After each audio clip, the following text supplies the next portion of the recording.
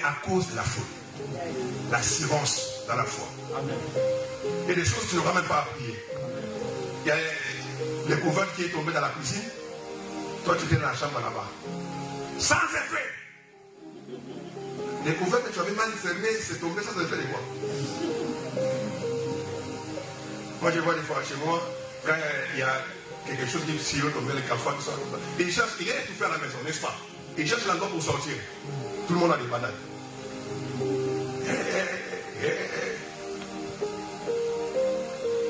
L'assurance à la foi.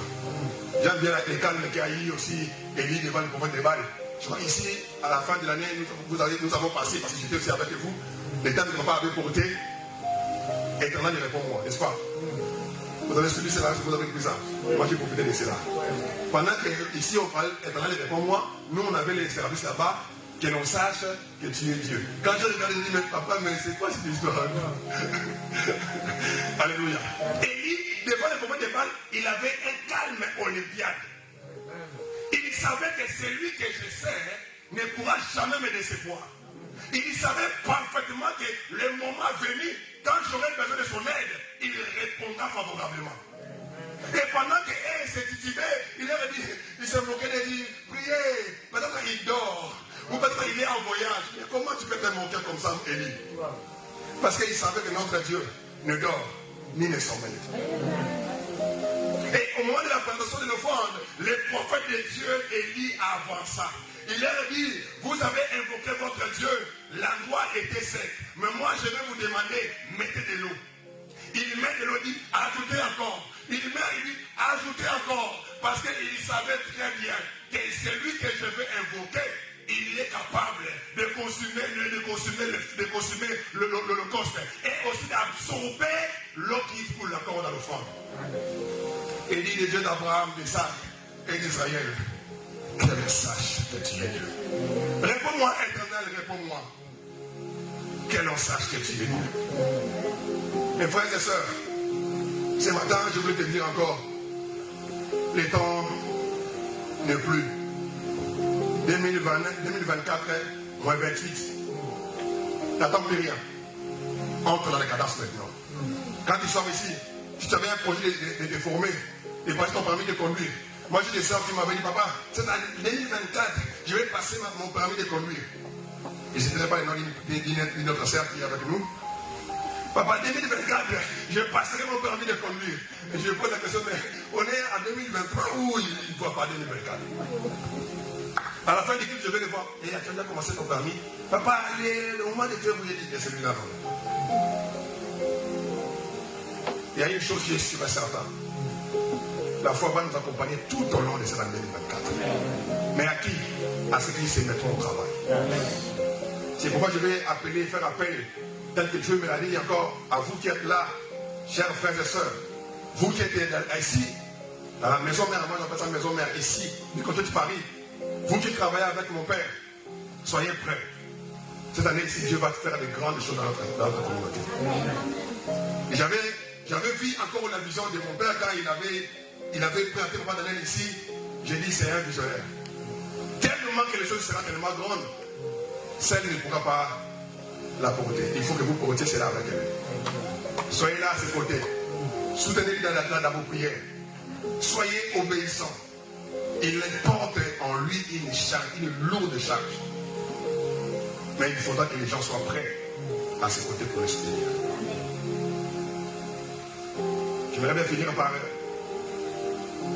le livre de 1 Samuel, chapitre 1, verset 1 à 28. Anne avait un problème de la stérilité. Elle a pris une décision d'aller au temple. Quand elle arrive au temple, elle dit à Dieu, si tu gagnes pitié de ta servante et que tu n'oublies point ta servante, tu lui donnes un enfant mâle. La demande a été précise. Si c'est toi et moi, Seigneur, donne-moi un enfant. Quel enfant? Et quand on te donne un enfant, une fille, tu dis, ah, Seigneur, il a fallu vraiment un garçon. Mais tu te demandes un enfant. Le jour où on allait à prier avec ma femme, on dit que Dieu lui donne encore un enfant. On demandait Samila. Et moi je dis, je voudrais qu'il donne un enfant, un garçon. On m'a dit, oh non, une fille. Nous sommes à genoux en train de prier, on se dit, ah, ça c'est ça. Ça veut dire la Bible nous dit que si deux personnes se mettent d'accord, nous on n'était pas d'accord. Moi je voulais un garçon, moi je voulais une fille. Moi je voulais, on prie, on demande à Dieu un enfant. C'est pourquoi elle s'appelle Sabrina. Parce que moi j'avais déjà Samuel. On va cacher. Papa, si vous voulez demander à Dieu, vous deux en famille, mettez-vous d'accord. Si deux personnes sur la terre, pas là-dessus, sur la terre, se mettent d'accord pour demander à Dieu, écoutez, quelle que soit la chose, l'aide sera accordée. La prière, ensemble. Je vais mettre les pouces en revenu. Pendant 3 minutes seulement, je n'ai plus de temps.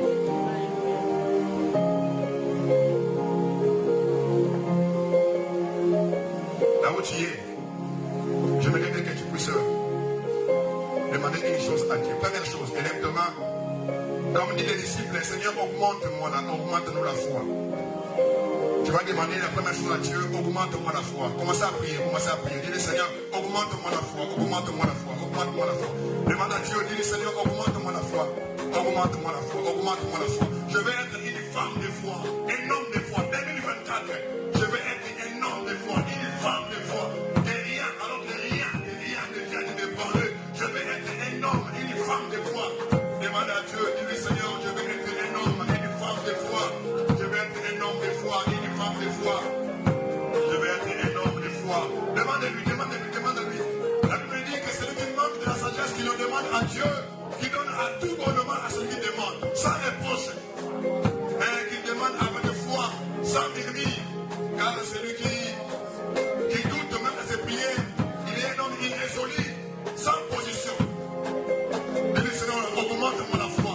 Je vais être une femme de foi, un homme de foi, que je ne vis pas. La Bible dit, le juste vivra par la foi. Je vais vivre par la foi. Je ne marche pas selon la vie, mais selon la foi. En 2024, nous voulons marcher selon la foi.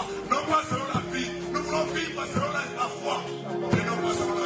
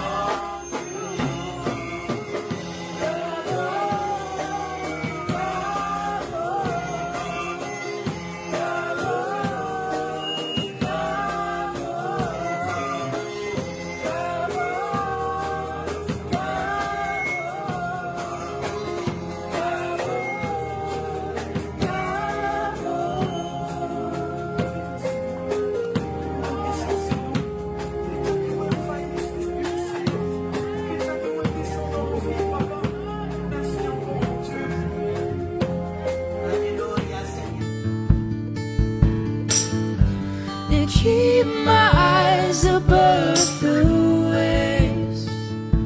When oceans rise, my soul will rest in your embrace. For I am yours. And keep my eyes above the waves.